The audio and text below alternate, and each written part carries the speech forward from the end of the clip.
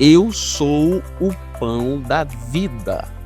Jesus é o pão da vida que sacia a fome espiritual de todo ser humano. Quando Jesus perguntou a Filipe onde comprar uma enorme quantidade de pão, este começou a calcular o custo provável. Jesus queria lhe ensinar que os recursos financeiros não são os mais importantes. É possível que limitemos a obra de Deus em nós por supor de antemão o que é possível e o que não. Existe alguma tarefa impossível que acredita que Deus deseja que faça? Não permita que sua avaliação do irrealizável lhe impeça de aceitar a tarefa. Deus pode fazer algo milagroso. Paz, eu sou o pastor Wellington Sales e é uma satisfação enorme poder estar aqui novamente para que, juntamente com você, possamos refletir sobre informações que dizem respeito à próxima lição deste que é o segundo trimestre de estudos de 2025. Para hoje, lição de número 4. Jesus, o pão da vida. Antes de dar continuidade, eu quero pedir gentilmente a você que não é inscrito no canal, que inscreva-se, curta, compartilhe, comente. Estes gestos me ajudam muito a continuar tendo condições de, por aqui, conversar com você sobre as lições bíblicas dominicais. Dito isso, vamos logo à nossa introdução, porque nela nós vamos fazer algumas considerações. A primeira consideração introdutória diz respeito à abordagem que João faz dos milagres, ou seja, a perspectiva de João a respeito dos milagres. O Senhor multiplicou pães e peixes para saciar a fome de uma grande multidão. Nesse evangelho, encontramos 8 milagres que são evidências irrefutáveis de sua divindade. Eles são chamados sinais porque, mais do que o milagre em si, o evento aponta para alguém ou algo além dele, ou seja, transmite uma lição espiritual ou revela uma verdade importante. Os milagres, na perspectiva de João, possuem um poder comunicativo e expressivo. É por isso que ele não utiliza a palavra dunamis ou dinamis para milagres. Ele utiliza semeion, que é sinal, ou seja, um instrumento pelo qual se comunica algumas coisas. Então, notadamente, na perspectiva de João, os milagres falam, explicam, ensinam coisas referentes ao próprio Jesus. Quando nós pensamos, logicamente, no milagre da multiplicação dos pães e dos peixes, ele também possuía uma mensagem, uma comunicação. Em segundo lugar, nós consideramos o contexto do milagre no estudo da lição. Ele notou que as pessoas estavam focadas apenas nas suas necessidades materiais, preocupando-se em satisfazer sua fome imediata. Nós vamos ser apresentados novamente a uma multidão que manifesta uma realidade de necessidade física. Partindo dessa necessidade física, Jesus apresenta uma necessidade mais profunda que só ele pode saciar. Portanto, esta ocorrência sobre a qual nós vamos estudar assemelha esta lição à lição de número 2 do diálogo de Jesus com Nicodemos, que parte de uma necessidade de Nicodemos de conhecer Jesus para uma necessidade mais profunda, e assemelha-se à lição de número 3, que parte de uma necessidade física para uma necessidade mais profunda, necessidades profundas e espirituais que só Cristo pode suprir. A terceira coisa que nós consideramos na nossa introdução diz respeito às lições do milagre. Como eu disse, na linguagem joanina, milagre é sinal, milagre comunica. E aqui, logicamente, nós vamos perceber que o milagre da multiplicação dos pães e dos peixes comunicam a respeito, logicamente, da divindade de Jesus e comunicam-nos a lição de que nós somos totalmente dependentes de Deus. Dito isso, vamos ao nosso primeiro ponto: Jesus, a multidão e o milagre da multiplicação. Primeiro subponto: a multiplicação de pães e peixes. Eu julgo muito importante nós fazermos, é claro, como o nosso nobilíssimo comentarista faz, a consideração do contexto, do ambiente que envolve este milagre, porque compreendendo isso, nós vamos ter algumas informações muito importantes para que nós tenhamos, na medida do possível, a capacidade, eu diria, a possibilidade de absorver melhor as lições observadas neste milagre. E, em primeiro lugar, nós fazemos as considerações gerais deste milagre. E as considerações gerais deste milagre passam pela importância do milagre, porque ele é registrado por João e em outros evangelhos, nos três semelhantes, Mateus, Marcos e Lucas, ele também é registrado. Isso demonstra a importância do milagre nas perspectivas dos evangelistas, muito embora elas fossem diferentes. Se os quatro, especificamente se tratando de João, que é totalmente diferente dos outros três, registram esse milagre, portanto, tem uma relevância diferenciada. Segunda consideração a respeito do milagre é a perspectiva diferente a respeito do milagre. E é claro, essa perspectiva diferente do milagre é registrada por João, especialmente quando Jesus vê a multidão. Nos outros evangelhos nós temos inclusive certo tipo de comoção interna de Jesus, compaixão, Jesus as vê como ovelhas sem pastor. Aqui, Jesus tem uma reação que, na verdade, considera o seu propósito materialista e, em um primeiro lugar, num primeiro contato de Jesus com essa multidão, Jesus não olha para a multidão, não define a multidão, mas desafia os seus discípulos. A terceira consideração que nós fazemos em relação a este milagre é a respeito da tipologia, do simbolismo desse milagre, porque, como nós vamos perceber, esse milagre, com todos os elementos que compõem o registro dele, assemelha Jesus a Moisés. Por exemplo, nós temos um deserto, nós temos pão, nós temos Páscoa, nós temos multidão, nós temos Jesus no monte alimentando um povo que está lhe seguindo no deserto. Então, o texto, como veremos, o registro do milagre da multiplicação dos pães e dos peixes, faz naturalmente uma relação entre Jesus e Moisés, lógico, para apresentar Jesus como maior que Moisés e, como Jesus mesmo disse, aquele que não dá o pão como Moisés deu, e o pão que ele dá alimenta as pessoas para a vida eterna. Ele é o próprio pão.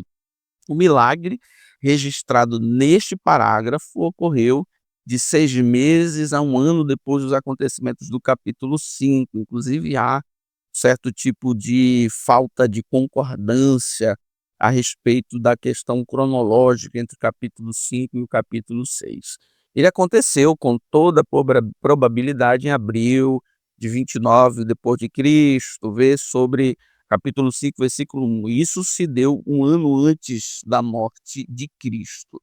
Vamos ao nosso segundo ponto, que é a respeito do milagre. E aqui nós vamos observar informações referentes à expressividade do milagre, à exclusividade do milagre e essa relação do milagre, do ambiente do milagre, que de alguma maneira faz com que nós comparemos Moisés a Jesus, Jesus a Moisés. A respeito da expressão do milagre, tem-se o seguinte: um único milagre mencionado nos 4 evangelhos. Os evangelistas procuram mostrar a multiplicação de pães e peixes neste capítulo como uma manifestação do poder ilimitado de Jesus. Então, nós voltamos à linguagem que João utiliza para descrever, para nominar milagre. João não utiliza esta palavra, João utiliza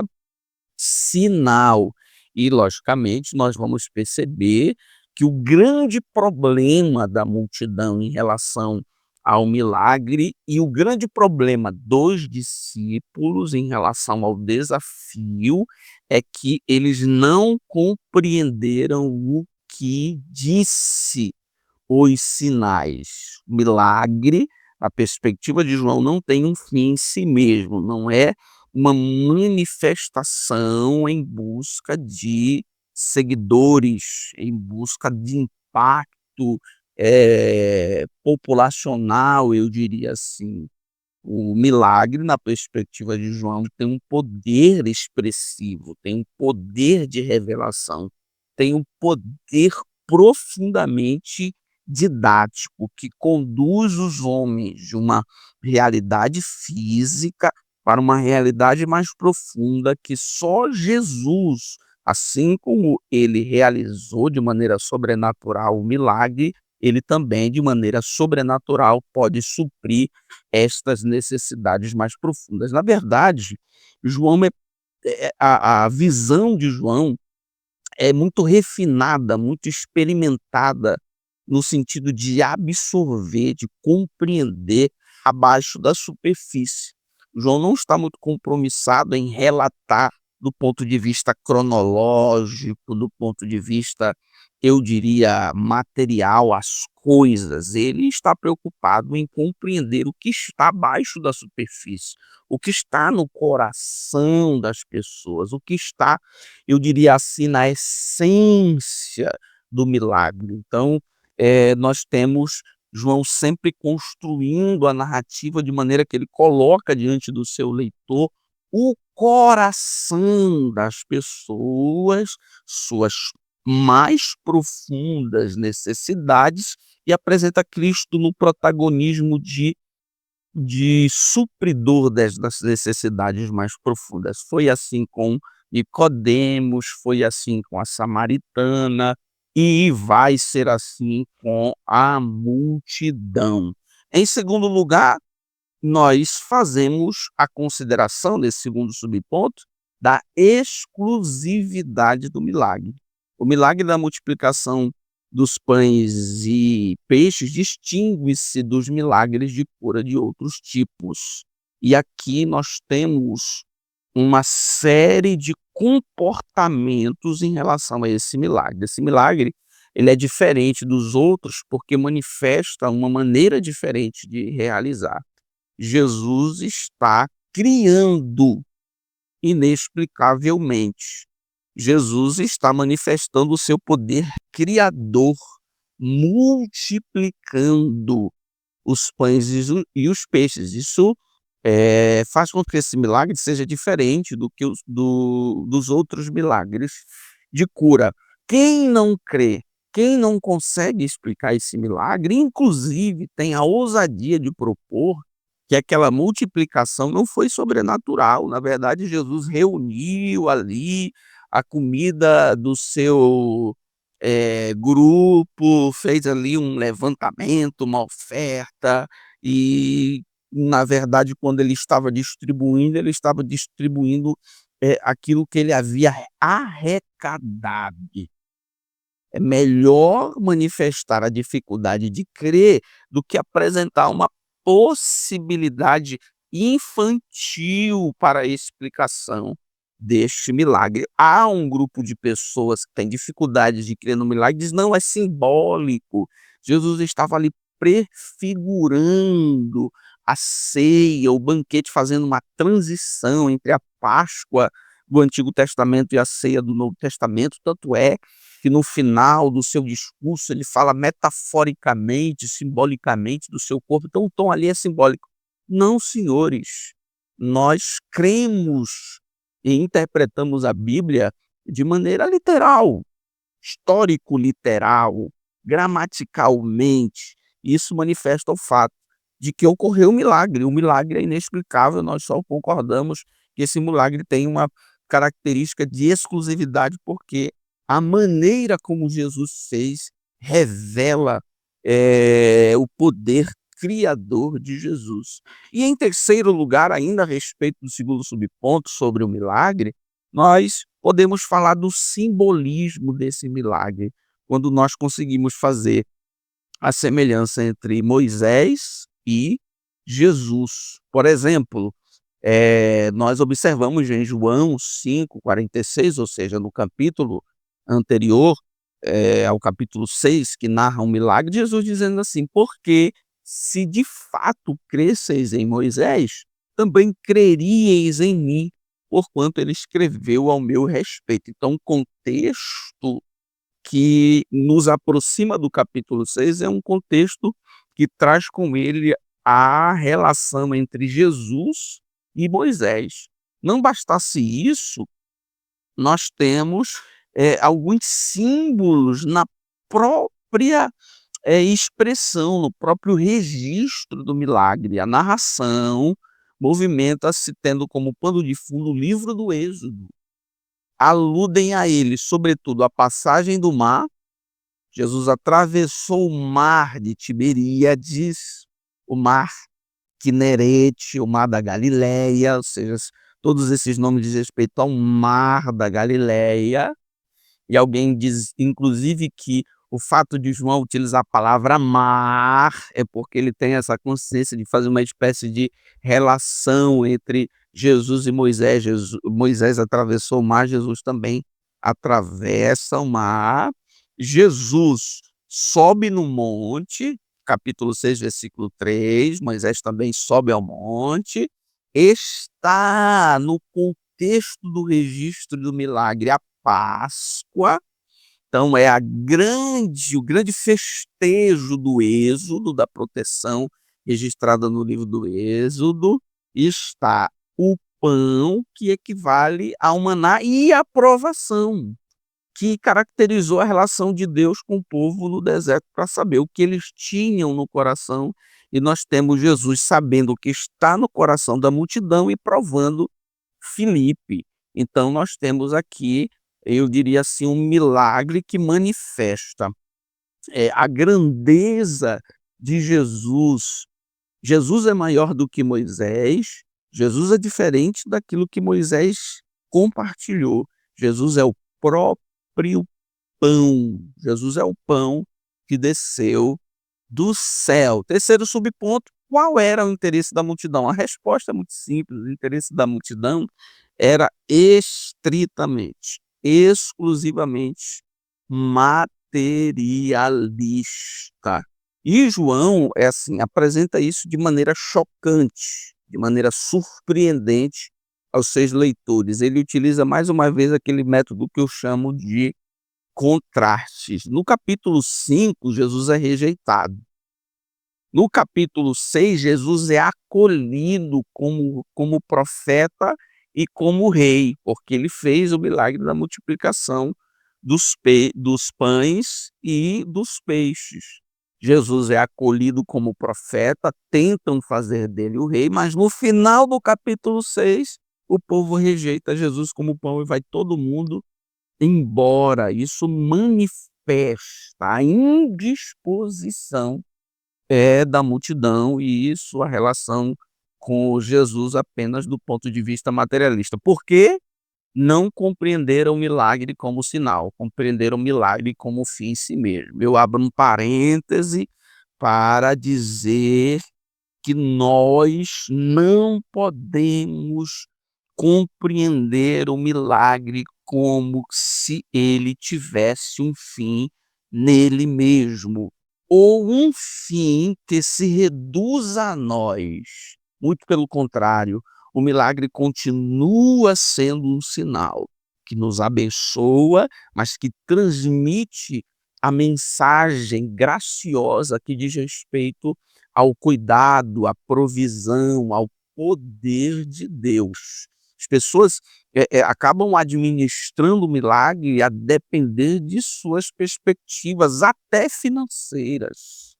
Mas nós não podemos cair nessa tentação que configura, inclusive, os maiores escândalos no âmbito neopentecostal. Nós precisamos ser fiéis às Escrituras e conceber, compreender o milagre como uma manifestação de Deus que não possui um fim em si mesmo. Do contrário, nossa vida vai girar em torno do milagre. Não haviam compreendido que a alimentação fora um sinal, uma referência para além do auxílio e da saciedade física, um braço estendido que apontava para o verdadeiro pão, convidando e exortando. Permanecem cativos pela satisfação da fome física através do milagre. Quantas pessoas estão na igreja apenas com essa expectativa? Quantas pessoas nunca nasceram de novo, nunca provaram da verdadeira saciedade espiritual, porque nunca furaram a bolha do egoísmo e nunca pararam para ver o milagre para além dele. Ou seja, a mensagem do milagre não é sobre mim, a mensagem do milagre é sobre quem faz o milagre. Eles não estavam interessados no salvador do pecado, mas estavam muito impressionados com a sua capacidade de operar milagres. O que a multidão não estava entendendo era que aqueles milagres eram, na verdade, sinais. Segundo ponto, Jesus desafia a fé dos discípulos. Nós deixamos a multidão e voltamos aqui para esse ambiente pessoal, individual, que também é uma característica dos escritos de João. Jesus conversou de maneira particular com Nicodemos, Jesus conversou de maneira particular com a samaritana, Jesus vai ter aqui também um diálogo particular com Filipe, Jesus vai ter um diálogo particular também com outros discípulos. Primeiro subponto, Jesus subiu ao monte. Que monte seria este?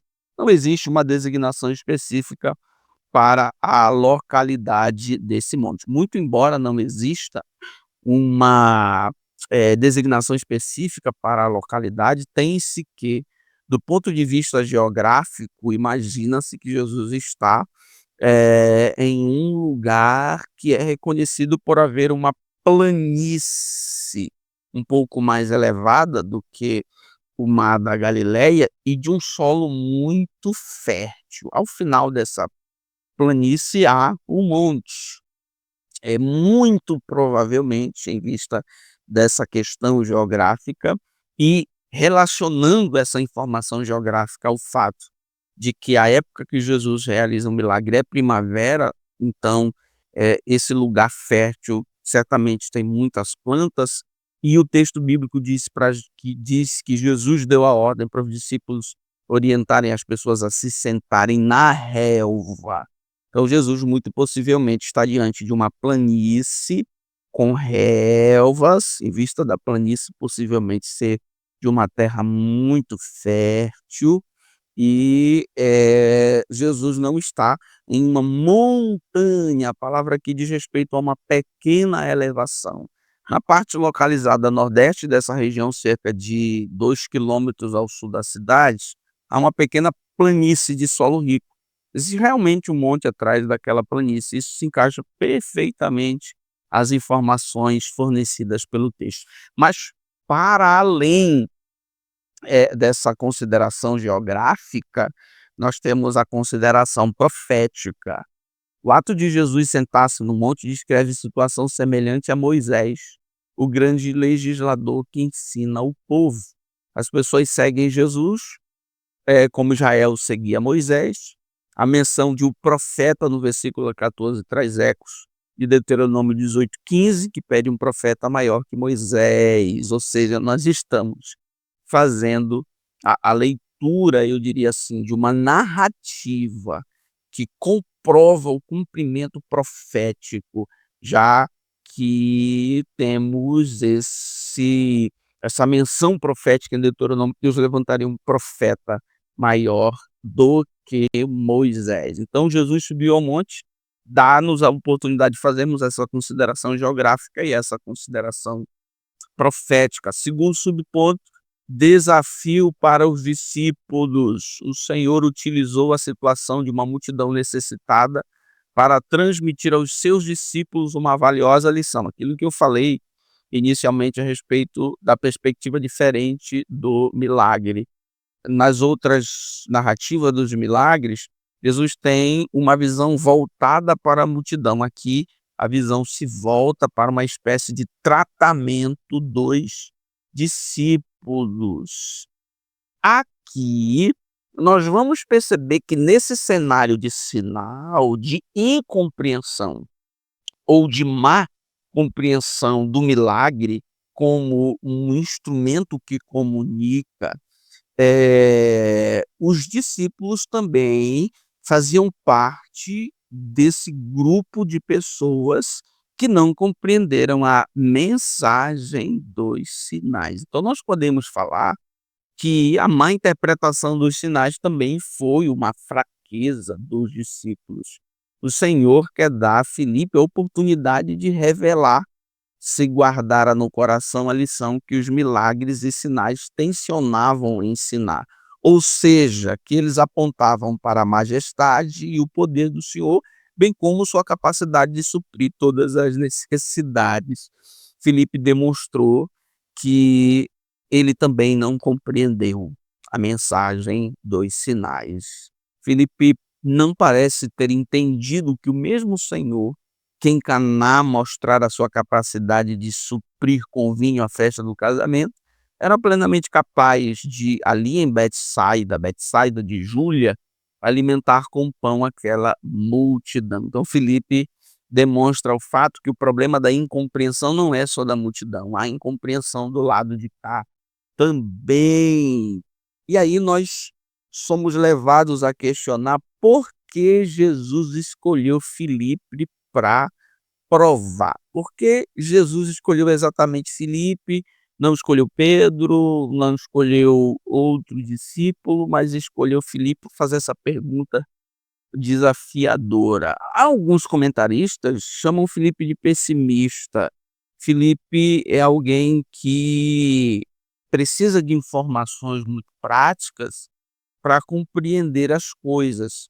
É só nós olharmos para a equação matemática que Filipe faz, para a conta que Filipe faz imediatamente a pergunta de Jesus, e também lembrar que Filipe, quando foi apresentado ao fato de que Jesus disse, quem vê a mim vê o Pai, Filipe não entende o que é subjetivo, Filipe não entende o que é metafórico, Filipe não entende sinais. Filipe disse assim: mostra-nos o Pai. E aí Jesus teve que explicar direitinho para Filipe. Então Filipe tem essa característica muito prática, essa característica de ter o controle das informações. Se ele não tiver o controle das informações, as coisas não sucedem. E por muitas vezes nós nos assemelhamos a Filipe. A coisa precisa estar explicada para a gente, o mapa precisa está na mão, a conta matemática precisa caber no nosso bolso, caber na nossa conta bancária. Então, se tiver fora da equação, fora da matemática, fora do diagnóstico, fora do nosso plano, as coisas podem não acontecer. Ou seja, nós deixamos de viver o que Deus quer que vivamos, porque na nossa mente isso não encaixa na nossa conta. Então nós precisamos ser provados, como Filipe foi provado, para reconhecermos, nos rendermos à certeza de que Deus não precisa encaixar seus planos e as possibilidades dos seus planos dentro da nossa conta, dentro das nossas equações, dentro do nosso mapa, dentro do nosso planejamento e dentro dos nossos sonhos. Ele pode fazer diferente, ele pode fazer muito mais. Jesus escolhe Filipe para o teste porque ele é o pessimista estatístico. Olha como isso indo caracteriza Filipe do grupo. Esse é um problema comum. Todo grupo tem pelo menos um pessimista por perto. E quase todos têm uma boa porção de Filipe neles. Terceiro subponto, uma lição de provisão. E aqui eu consigo, senhoras e senhores, observar, além da lição em si mesma, o fato de que ela revela a sublimidade, a grandeza profética de Jesus. Por que, pastor, é possível ter esse tipo de compreensão? Porque Jesus faz o milagre a partir de 5 pães e 2 peixinhos, comparado a possivelmente 10.000 pessoas, porque 5.000 era só homens, então, fazendo uma conta mais ampla, possivelmente 10.000 pessoas, 5 pães e 2 peixinhos, não é nada. E isso faz com que nós tenhamos a possibilidade de comparar esse milagre, por exemplo, ao milagre que Elias realizou na casa da viúva de Sarepta, quando ela tinha só um pouquinho de óleo, um pouquinho de farinha. Fez o pão e a farinha da panela e o azeite da botija foram multiplicados. A partir do nada, houve a multiplicação. O milagre que Jesus faz com que eu lembre de Eliseu, quando foi questionado pela viúva do profeta a respeito das contas que ela tinha. Eliseu disse: "O que é que tu tens?" Ela disse: "Não tenho nada, não tenho uma botija de azeite." E aí houve a multiplicação de azeite a partir do nada. O que isso faz com que eu compreenda? Jesus é o profeta realizador de milagres, maior do que Elias e maior do que Eliseu. Jesus é o profeta dos profetas. Ele tem em si a sublimidade profética. Então, nós temos essa lição da sublimidade profética de Jesus, da sublimidade de Jesus em relação a Moisés, porque no Antigo Testamento nós temos a provisão do pão, do maná e da carne. No Novo Testamento, logicamente, nós temos pão e algum tipo de carne, que logicamente era peixe, e é lógico, ficou por A mais B provado de que Deus pode fazer grandes milagres, mesmo quando nós temos na nossa mão um prognóstico de impossibilidade. Dito isso, vamos ao nosso terceiro ponto: Jesus, o pão que desceu do céu. Qual era o real interesse da multidão? O Senhor compreendia que a percepção daquela multidão sobre ele era puramente social. E eu incluo a essa consideração o fato de que era difícil que fosse diferente. Se eu fosse parte dessa multidão, a minha perspectiva não seria diferente. Desejavam um líder que satisfizesse as suas necessidades materiais. Olha o que um comentarista chamado Léo Morris diz: eles não foram movidos por corações cheios, mas por barriga cheia. E aqui eu abro um parêntese para considerar como tem sido a nossa mensagem como tem sido a propagação do evangelho no Brasil. Nós elogiamos o fato de que a igreja está onde o Estado não está. Nós elogiamos o fato de que a igreja cresce nas regiões mais pobres porque alcança. Mas não seria interessante nós perguntarmos o porquê? Será que nós não estamos ou alguém está pregando o evangelho de barriga para barrigas vazias e enchendo barrigas, esquecendo de encher coração? Não estou dizendo que uma coisa exclui a outra, mas é necessário que nós equilibremos a barriga cheia, a provisão social com a provisão espiritual. Nós não podemos, fazendo uma, em nome da conquista, em nome da conversão, esquecer da outra, que é, na verdade, a grande, a exclusiva, a profunda necessidade suprida apenas por Jesus. Qual era o propósito do milagre? Era a saciedade em Cristo. Se não for o convite à generosidade como resposta ao amor manifestado. Não era apenas doação de algo, mas expressava a doação de pessoa. E aqui nós temos a possibilidade de por que a multidão não compreendeu essa doação de pessoa e não de algo, de compreender a verdadeira condição das pessoas. Olha como eles reagiram. Num primeiro momento, eles aclamam Jesus como profeta e querem fazer dele rei. Eles disseram assim, depois da multiplicação de pães e de peixe: este é realmente o profeta que devia vir ao mundo. No segundo momento, quando Jesus joga, eu diria assim, nos seus rostos, a verdadeira intenção do coração, eles já mudam totalmente de linguagem, de discurso, e são, inclusive, eu diria assim, bravos em dizer assim: se tu és, mostra um sinal para que a gente veja. E criamos assim: não tinham demonstrado no dia anterior um sinal? Então perceba, né, o caráter, a identidade, como o egoísmo, como essa visão materialista se manifestou, a depender do que Jesus fazia. Se Jesus faz, ele é o rei, ele é o profeta. Se Jesus não faz, nós podemos pôr em xeque a sua identidade. Segundo ponto, o pão do céu. Não é preciso debater a respeito da identidade do pão do céu, pois trata-se do próprio Jesus.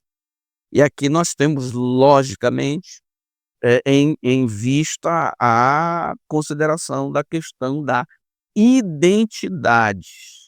Nos parece que eles confundem com Moisés. Eu lhe explico melhor. Sem dúvida, a provisão milagrosa de Jesus de alimento lembrou a multidão de Moisés e do maná, de que Deus providenciou para Israel. O que eles fizeram aqui? Confundiram quem dá o pão com quem é o próprio pão. Então, na verdade, eles estavam confundindo aquele que dava sem considerar aquele que é. Então houve logicamente uma confusão de identidade. Eles imaginavam que Jesus era da mesma natureza de Moisés, era igual a Moisés, era da mesma semelhança de Moisés, aquele que dá.